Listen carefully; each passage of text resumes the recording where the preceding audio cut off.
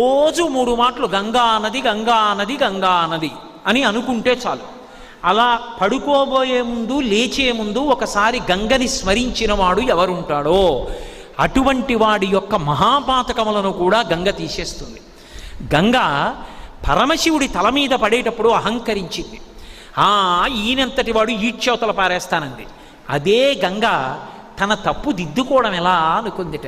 నమ కపర్దినీచ వ్యుక్త కేశాయచ, పెద్ద జటాజూటంతో ఉన్న శంకరుడే బోడిగుండుతో శంకరాచార్యుల వారిగా వచ్చాడు.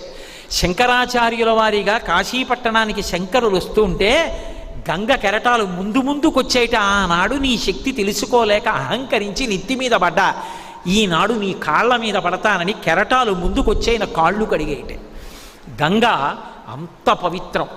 ఏ నదినైనా అమ్మా అని కలిపి పిలవడం తక్కువ. యమునమ్మ ఏదో